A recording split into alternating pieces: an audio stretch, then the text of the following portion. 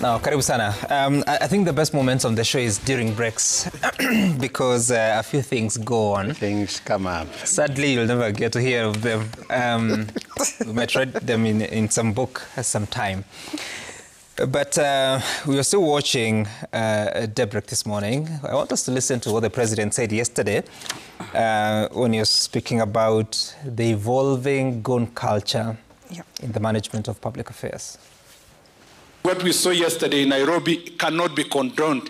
And I believe that, Your Excellency, you will get results the way you directed IG yesterday. You will get results to ensure that those who are behind carrying guns to meetings to paint security sector and to paint these officers in a bad light shall be dealt with and they will face the law. Wale ambao wanatumia vijana kama wahuni, watu ambao wanatumika kulete fujo, kupiganisha wananchi, kulete maafa, hawa ni watu ambao hatuwezi kukubali.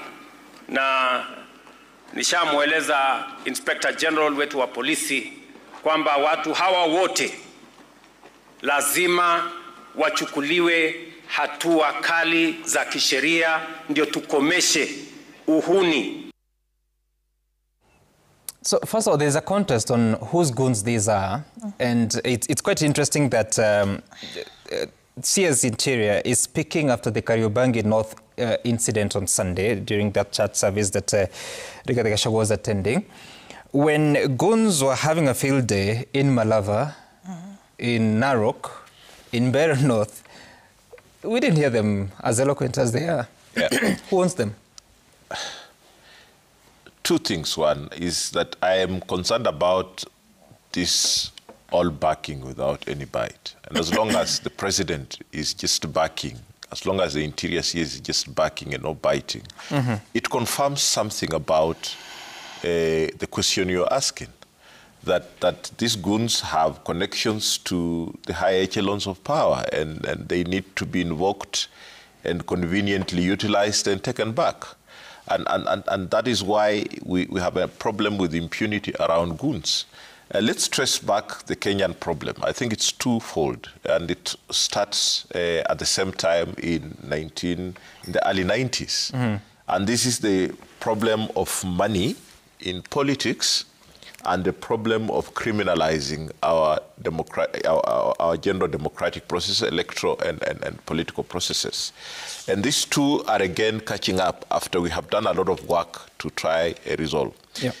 First, there's a lot of illicit flow of money in our politics. If you look at one of the constants that we had in this by-election and compare when we started again looking at these things in 1992, and there's a lot of not just goons, but highly protected. And you can see the response of the police tells a clear story that in some instances you can see that police are actually bystanders and seeing people with crude weapons, even throwing stones in their presence and carrying batons. Right. And this can clearly demonstrate to you that the response to this misconduct is political. It's not principled. It's not by a rule of law. Yeah. And this, I'm afraid, will put us at a very dangerous place going into the general elections. So the issue of just backing at the issue and not biting, we want to see that the president and his CS follow through and actually bring these people to book. But it's also the entire collision, why it's not going to happen, and it's unfair just to blame one side of the political divide. It's actually a collusion of the political class. That if you look at the issues in 2024, 23 and then 24, that we had very violent demonstrations in 2023, and Raila Odinga was the leader of those Sufuria demonstrations. The police came in with one authority to heavily crack down on those demonstrations. At some instances, you would actually agree that police are the provocateurs, even in instances where there is peaceful demonstration. Fast forward to 2024, Yep. And you begin to see the difference. And this difference emerges that there are young people on the streets who are described as iPhone wielding, Uber hailing, and KFC eating, all right? And they show up with water and handkerchiefs and Kenyan flags and with a lot of restraint. And there happens to be a narrowing of, you know, the distance between Raila Odinga and William Ruto. And then suddenly there's an emergency of the Gunzi on the street that is determined not just to disrupt the peaceful demonstrations, but interestingly, that they can carry their misconduct in the glaring view and the proximity of police officers without the response within the rule of law. And then you see that to date, there has not been bringing to book these people. How can people be organized, assemble, and ride motorbikes into the city and just in the CBD and just cause those levels of mayhem and live without any trace? And these are the issues that we're saying. There's a high-level collusion of the political class, not just those in the current administration. There is some level of complacency and political interference, in my view, within the National Police Service, that there is not adequate response guided by legal processes. And there is a flow of illicit money that is financing this. Okay. Now, it was one question on violence, but you have also touched on so many other issues that we need to discuss. I take interest in what the president says, Peter, as you reflect on this, that nishamweleza IG how goons wachukuliwe hatua kali. So, first of all, there's no law in Kenya that enables the president to give any instructions to the Inspector General of Police. But also, does the Inspector General of Police require to be kuelezwa, to be instructed to take any action?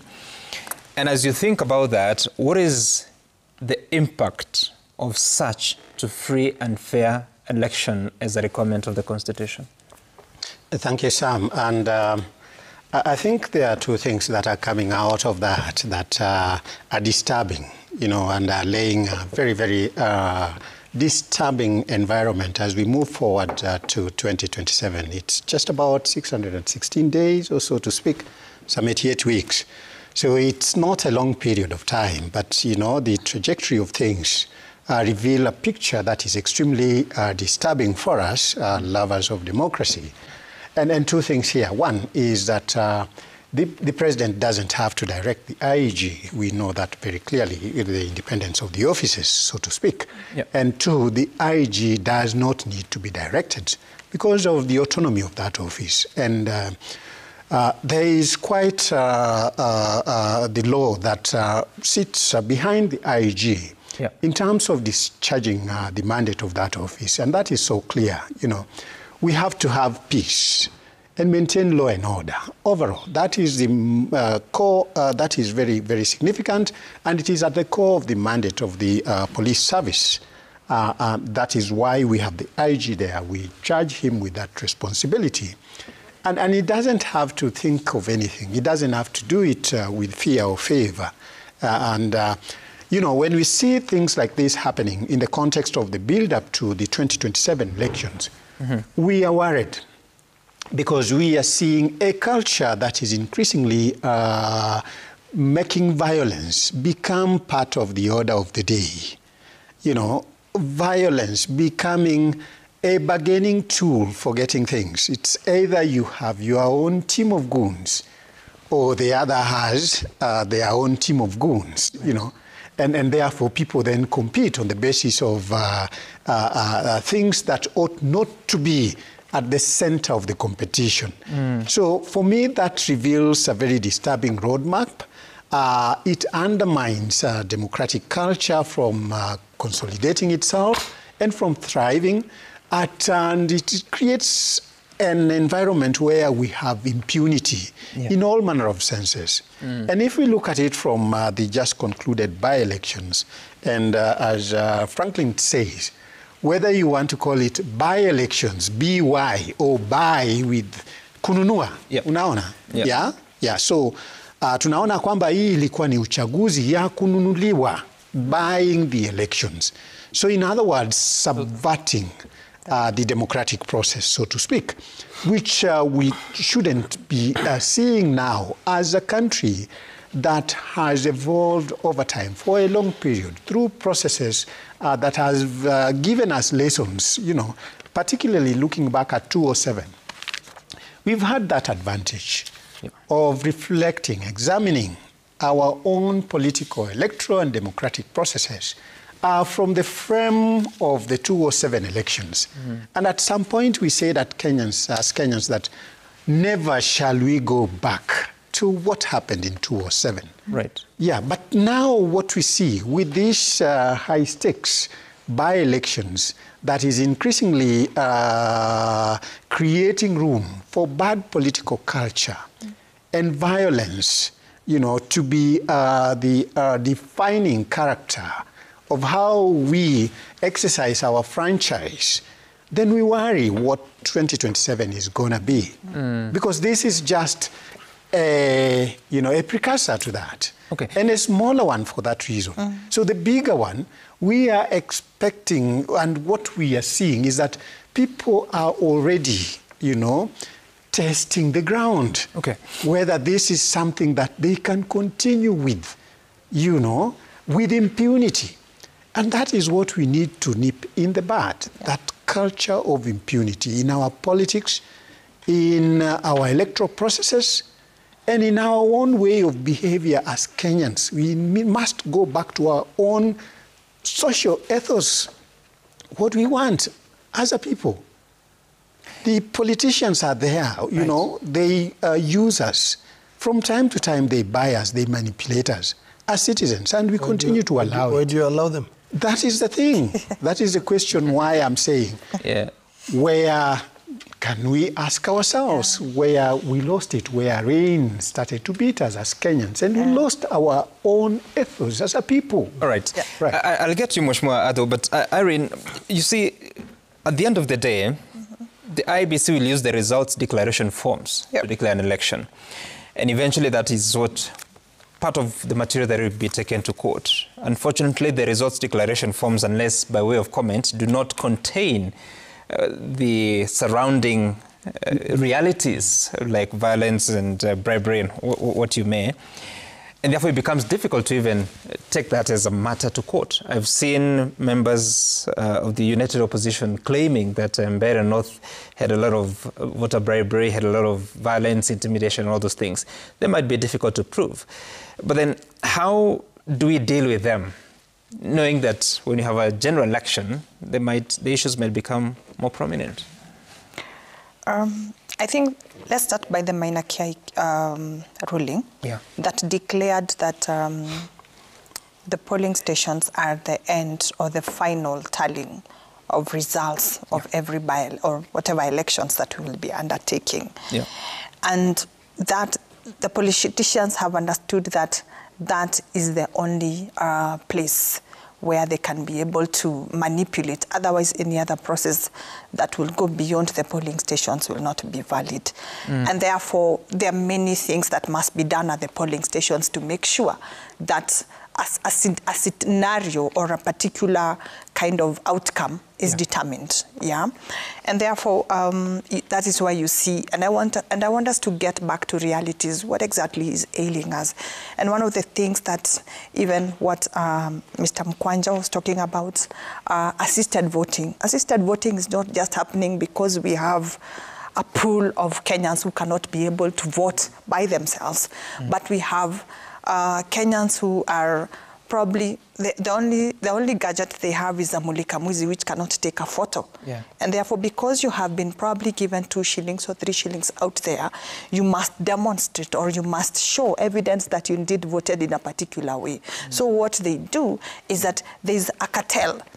And I want to tell you, because this is what we could monitor, that we have people who are seated outside the gates of the polling stations. Those people are not just seated. They have an agenda to deal with. And once you come in to come and vote, they speak to you. And this is not just happening now. Even during the Kiambaa and the 2022 general election, that was really happening.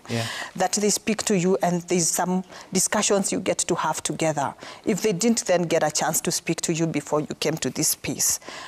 And when you go in, then unfortunately you don't have a gadget that can demonstrate or that can show what you did, or how you voted.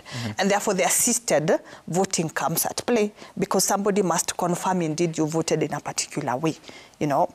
So in that context, therefore, then we need to understand that, and when you hear politicians say, ilibiwa kwa shamba, they know what they are saying.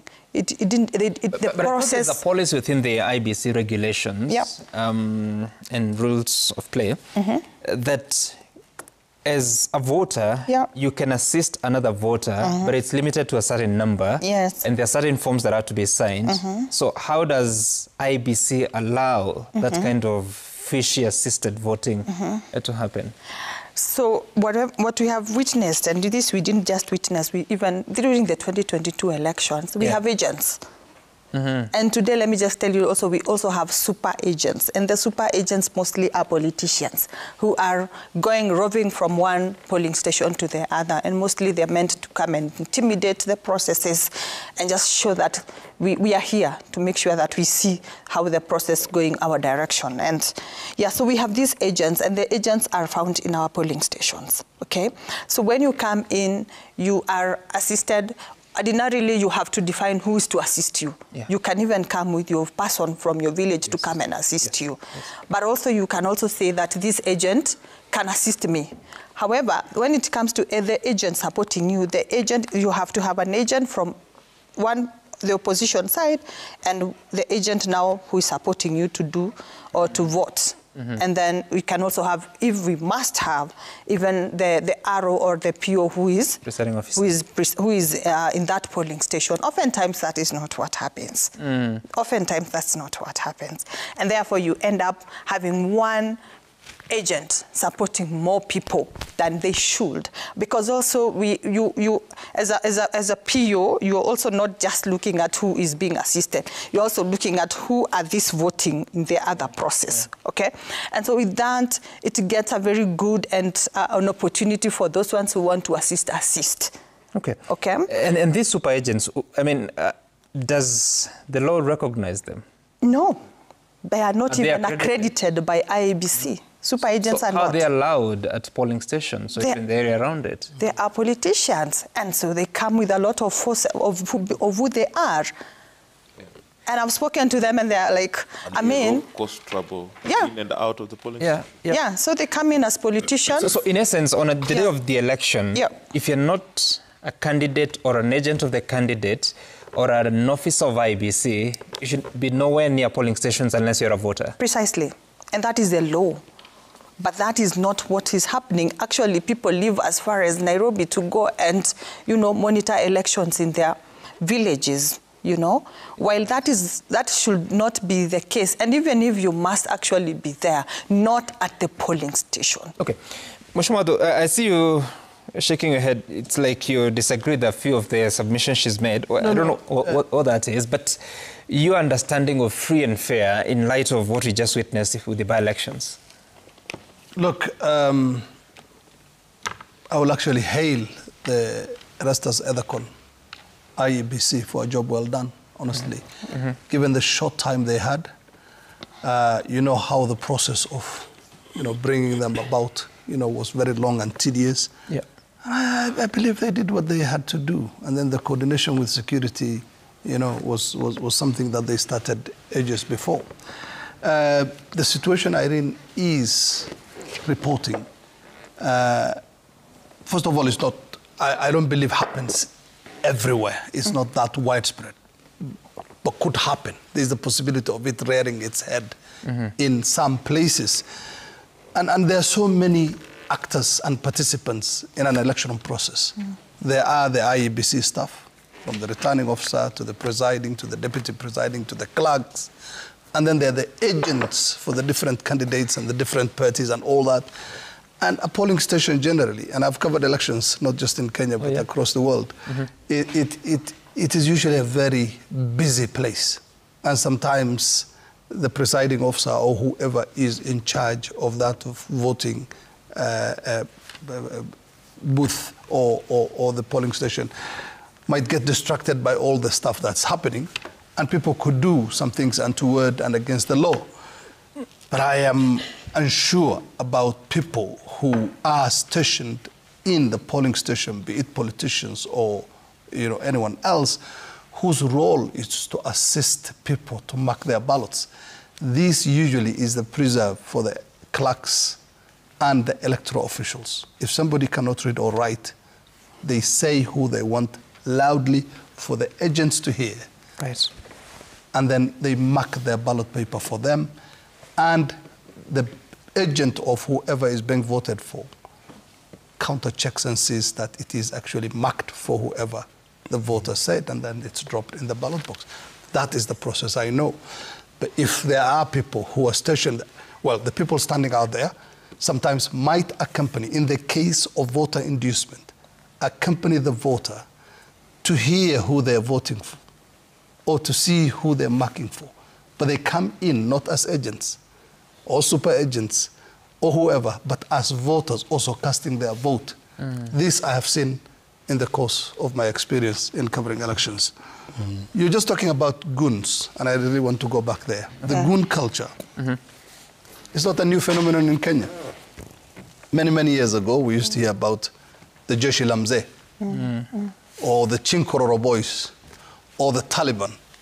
What we have is a metamorphosed version or versions of that, which is now a key ingredient for any politician, particularly in urban areas. I'm not talking about rural MPs like myself. I'm talking about urban areas where people are finding it quite difficult to wade through the murky politics without owning this group of young people, mostly made up of unemployed people. And again, in my observation, these goons are either tied to a politician or they are freelance. They are freelancers. And you can see them, hovering around political party headquarters and all those other places. Or sometimes they even, accost you on the road and, So this is a culture. This is a bad culture. Shouldn't be there. And I don't think our politics should be based on who can unleash more violence, honestly, because that is what it is based on, and particularly in urban areas. And I applaud the president for saying they should be tracked down and brought to book. I just hope, as my brother said, that it's not just rhetoric and it's carried out to the letter. So interesting. What is it, Irene? I just wanted to, I'm not countering, but I just want to say that Mheshimiwa has painted the process, but not the practice. Correct. Yeah, that is true. The process is what he has said. The ideal process, but not the practice. Qua ground vitu ni different. It's different. And we must just be also cognizant of these facts, so that when we are addressing from an objective, a place of objectivity, because we are putting our elections and our processes in a very bad place.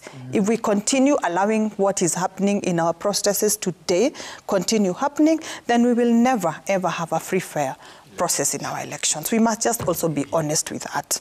Okay. Yeah? And we must also appreciate that the political class is taking over our polling stations. Let's just be honest, which is very much against the law. And if you continue, because you're coming to intimidate voters. Voters, and that's why I was telling you, voters came, we had a very low turnout. And what do you expect to see? Yeah? And we have even seen situations where guns are unleashed way before. In Bere, I am told that those djembe things were sold out, because some people have been unleashed on Kenyans. If you unleash on a very, on a vulnerable person whose only interest is to see change in their leadership, would they come? Let me tell you, the MCA positions are more determined by women but women didn't come out. If you look at Kariobangi, way before the elections, women were even threatened with sexual violence. Yeah? Why do we need to see that happen? You understand? So we must be objective, because in so doing, we will be able to save a nation that we are seeing going to the wrong direction. Yet, right. Peter, you know, yes, as you do that, it's fascinating that during the coverage of those by-elections, like you would be in studio and you have to cut to something that has come up in a polling station. Not how voters are queuing, not how they are being identified, but of a politician disrupting a process. Yep. We've not seen a lot of this in previous elections. We have seen this in bits, but we haven't seen it in the level that we were able to see in these particular by-elections, and that is why it is disturbing. I think it is one thing to talk about the procedure that is laid down by the law, which requires to be followed in the event that the secrecy of the ballot has to be protected and safeguarded. But here we were seeing deliberate situations where the safeguards that are supposed to accompany assisted voting processes are being deliberately flouted. Exactly. With electoral managers sitting back. You know, that was the concern. Exactly. And for the election observation group, for example, what they were able to see is that violations of the secrecy of the ballot occurred in about 15% of the polling stations. Now look at this, if you extrapolate it into the overall picture, it tells you that, look, this is becoming an issue, you know.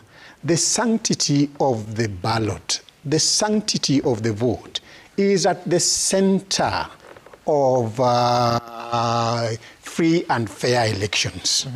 Yes, that is what we need to talk about, is that when it is violated, we are undermining the integrity of the ballot and the integrity of the outcome itself. So, in this particular situation, the by-elections that we are coming through, you know, there are two things that we need to remember here and that require to be emphasized. One is the neutrality of the polling station as a significant unit for delivering on the hope that we have in our democratic processes. So for the outcome to be, buttressed with integrity and security, as well as credibility, the neutrality of the polling station ought to be respected across the board, regardless of who you are, you know.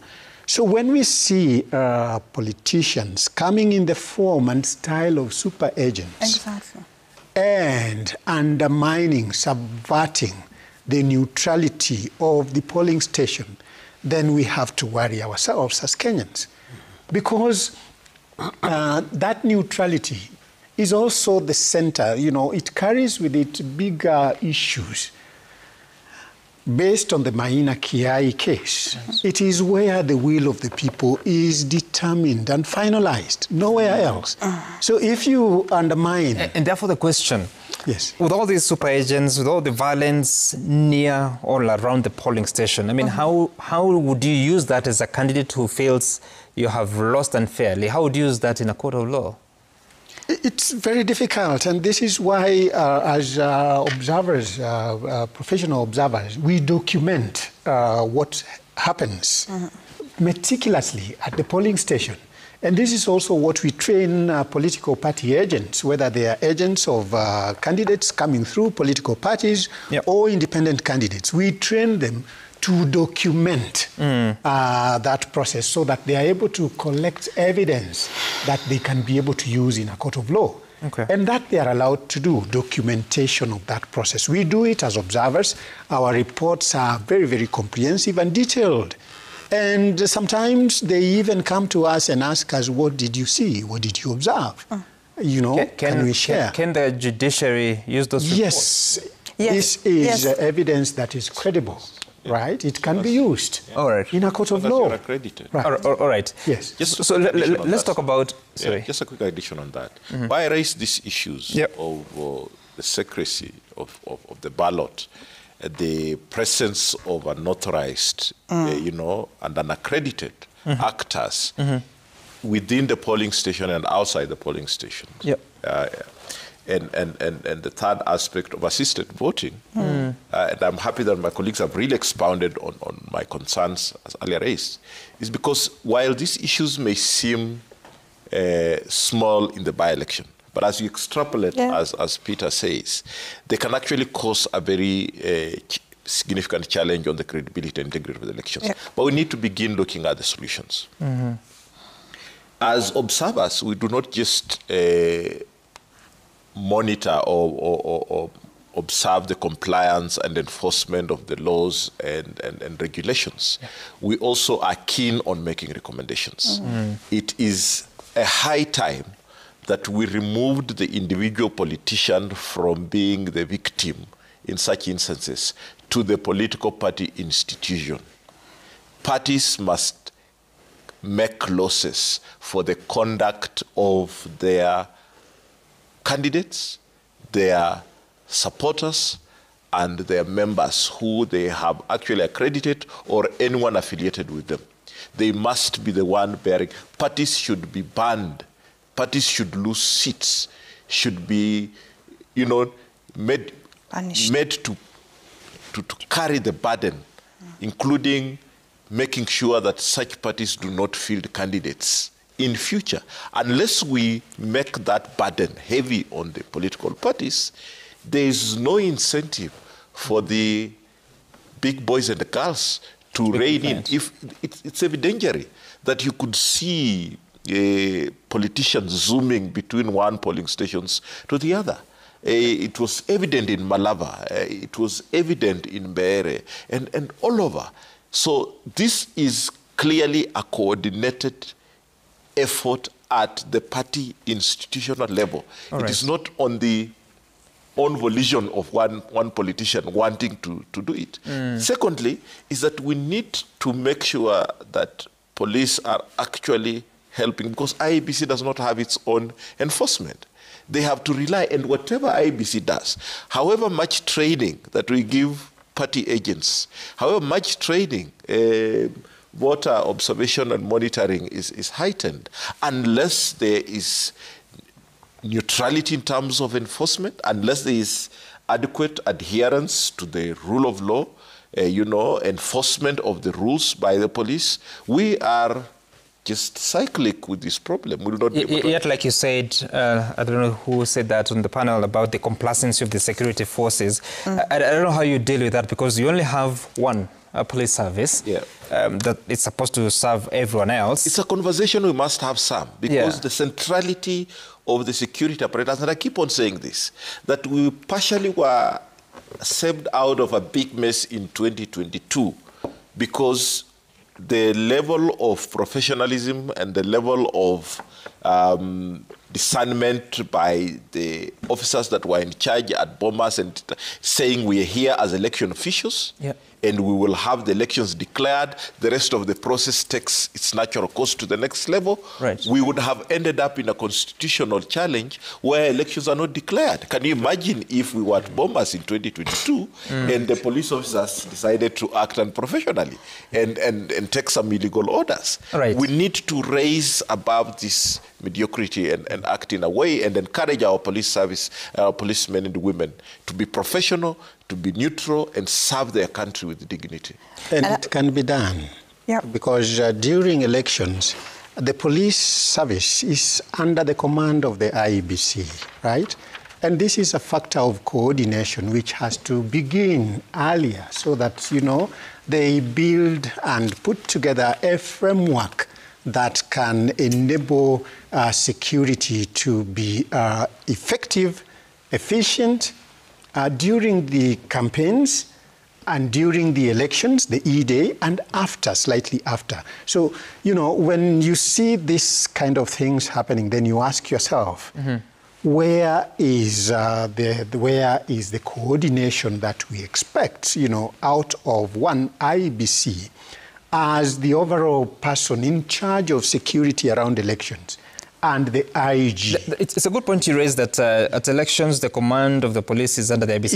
Yes, I bet that you is what the law... mean the officers seconded to the... Yes. Yes. So if it's at the polling station, it is the officers within the polling station. Correct. How about the officers near the polling station? The authority at the polling station lies with the presiding officer, period. Good. Right. How about the police officers outside? They are supposed to, you know, outside, that is a factor of coordination now, right? And that is why they are supposed to put in place a framework that allows for seamless coordination that ensures tight security all through the process. And that was partly the challenge, because the violence we are talking about was not necessarily at the polling station. Correct. It was within the electoral area, if it's a constituency within the constituency. If you look at Malava, the people who are beaten there, it's not at the polling station. Yeah, it's not. But then there's complacency from the National Police Service. Correct. The law is clear that, I think 200 meters? Yes. 200 meters. Radius around the polling station, it's a polling area. Yeah. And therefore, if you look at all these instances, they are not happening a kilometer away from the polling station. It's actually within the proximity. So it's actually the responsibility of coordination between the electoral management bodies that we have to nail this. If we continue skirting and talking niceties about this, we know very well that there are sections of the political class that would want to use the monopoly of force and violence to manipulate electoral outcomes. And we have to speak to these issues now so that we can avoid... I think what I'm talking about is when you find, like, I think it was Seth Panyako, whose hotel, he was attacked to the hotel. That is not a polling station. That's so the security officers seconded to the IBC would not intervene. Yes, correct. That's true. And that is why we are distinguishing between the parameters that is defined as the polling station and outside there, that still remains under the mandate of the IG. Okay, all right. You want to say something? I think we need to make this discussion a bit more nuanced than it is.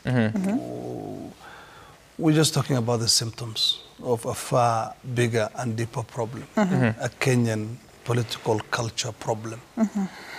We're expecting to have free and fair elections, everything's moving smooth, you know, no violence, no interference, nothing. I mean, what processes do we hold that are, you know, completely transparent?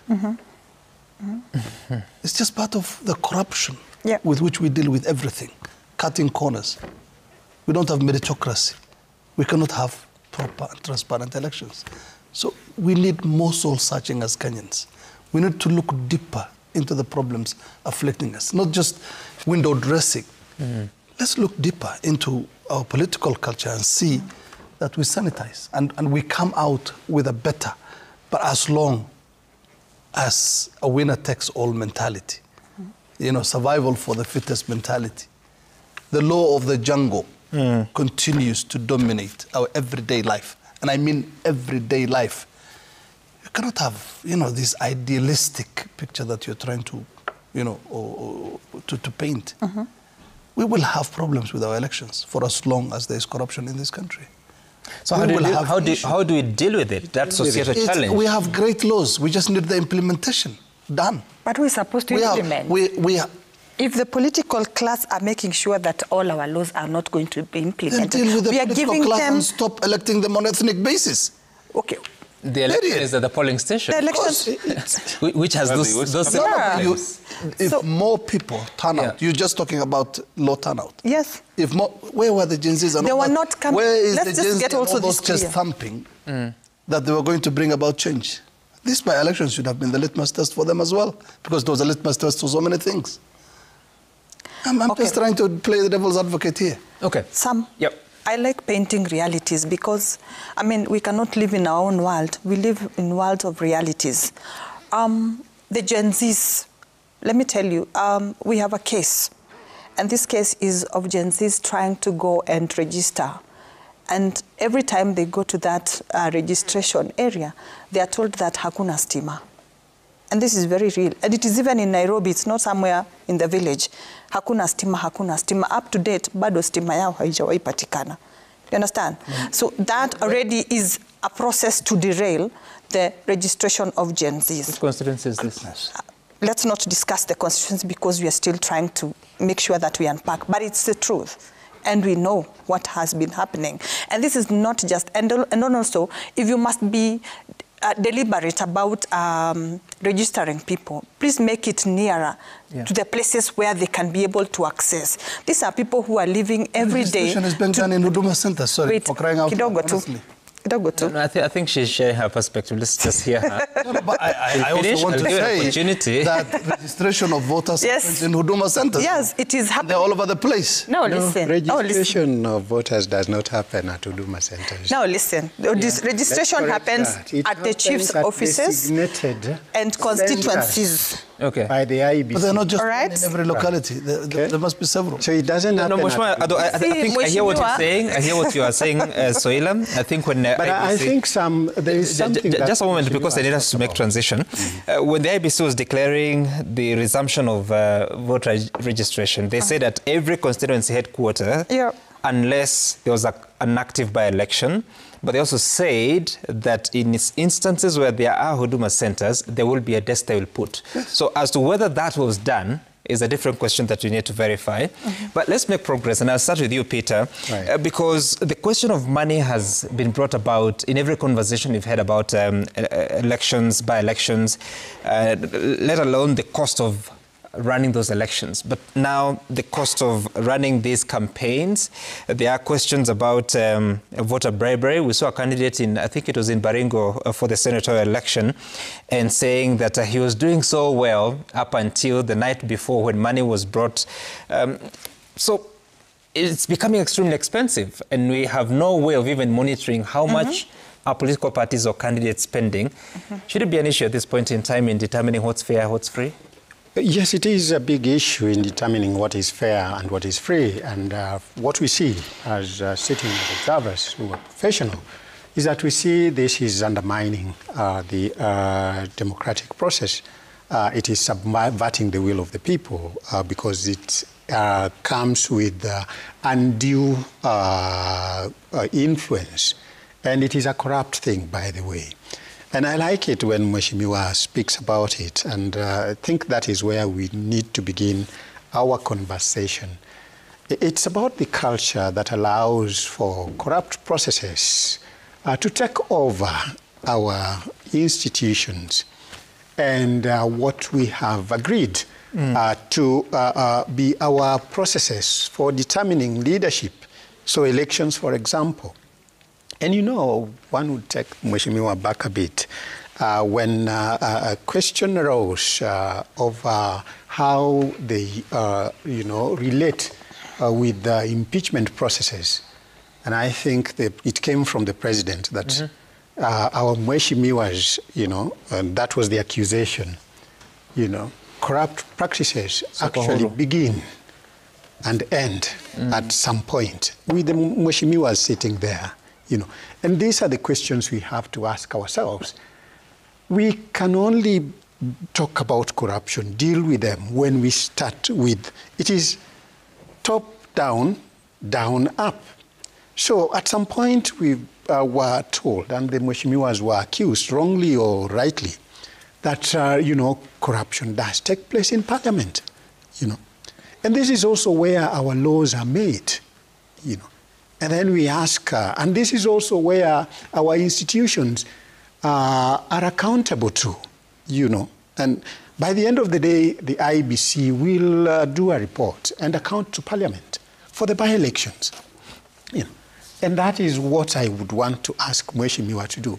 When you sit there when IEBC is accounting for the by-elections, because you exercise oversight over IEBC as an institution, and that is why you approve their budget as well. Do you ask these very, very challenging questions in terms of why do you want money, yet we see elections happening in an environment that is corrupt, that is violence-ridden, and that does not allow for the free will of the people to be exercised. So these questions are not being asked. So in as much as we ask this from our Mheshimiwas to be asserting themselves and putting across these questions to the IEBC in the House, we also need to ask citizens as well, because it is not just about the Mheshimiwas. It's also about the citizens. Why do they allow themselves to be, pawns in this entire cyclic game of corruption, where they deliberately sell their own rights, because by the end of the day, when people pay you money, they owe you nothing. They are not accountable to you. It ends there. So you will not seek to put them accountable for development. They had paid you by the end of the day, and it's over. So why do we allow that to happen as citizens? Is there something that has gone wrong with our own conscience as a people that we no longer see right or wrong and differentiate right or wrong and make a deliberate decision that, one, we want to take this country through a particular trajectory where there is a culture that is built on what is wrong and right, and where leadership is determined on the basis of merit and basis of true integrity and open choices that are made by the people. When money is poured and it influences the political electoral process, it means that it subverts the ability and capacity of the people to make a free choice. And so it's no longer a free and fair elections. But we must also come back to the politicians. What are they doing about it? They have increasingly become very defensive and very averse to full implementation of the law that allows money in politics to be checked. This is a fact. They don't want to be subjected to audits, for example, when it comes to by-elections, or when it comes to elections.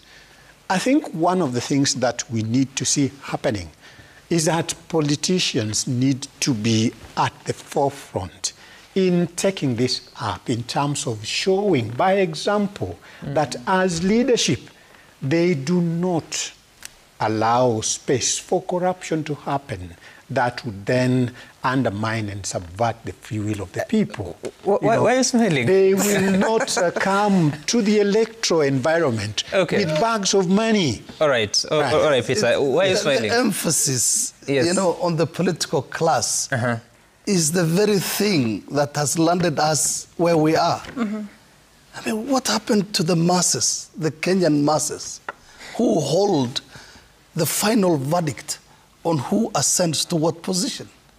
And we should take it from there. Let's take a case of Mbeere North. At every 5-year term, at the end of every 5-year term, Kenyans get the opportunity to elect who they want. Let's take a case of Mbeere North. It all comes back. No, it all comes. Let me say this. Why did young people come to parliament? No, just hold on. Why did young people come to parliament in June last year?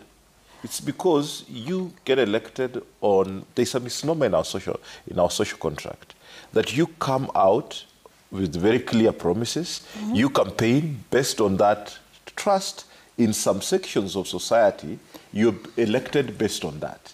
In some sections of society, is that you buy yourself into office. You make the assumption that I'm brave enough to speak for the entire political class of Kenya. No, you are not. I'm here as an individual.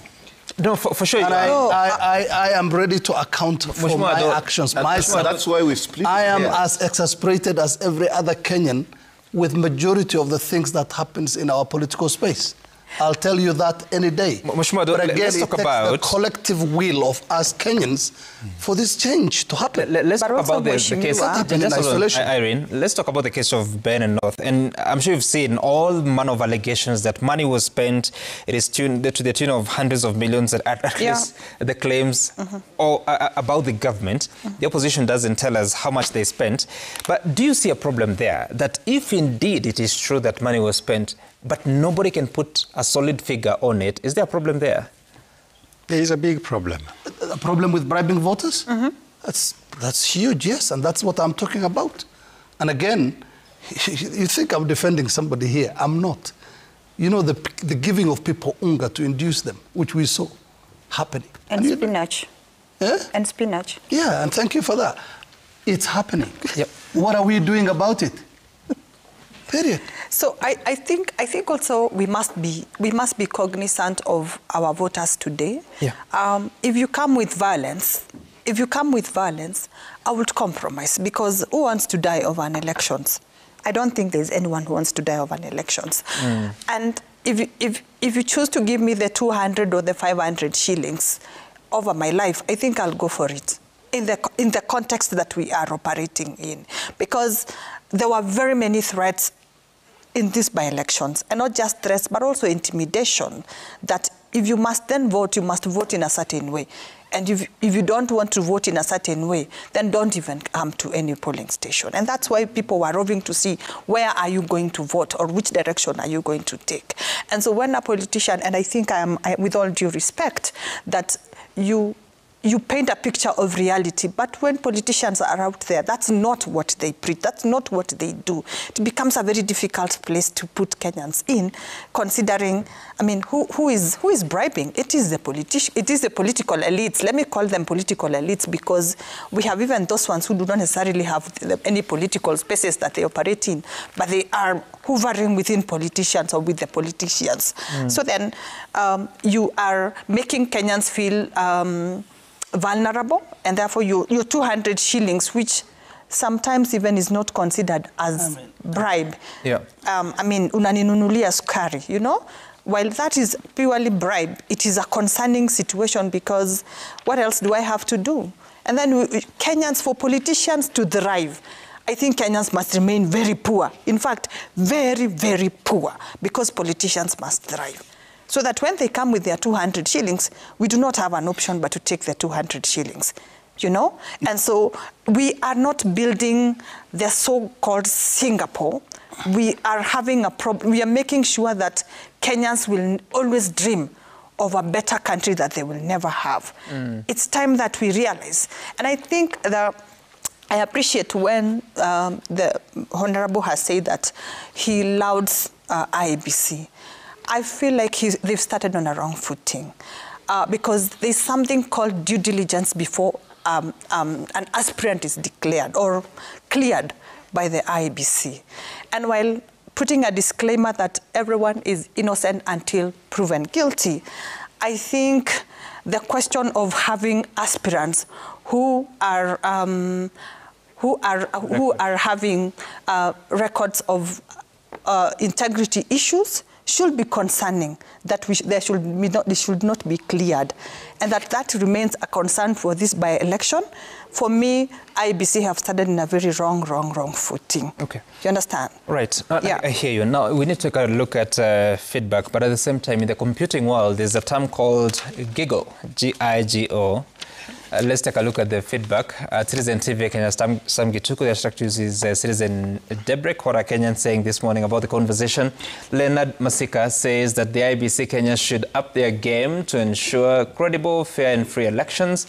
There is limited trust in the commission. That's why we see politicians come in the name of protecting our votes, who end up compromising with the process. Security is also letting us down.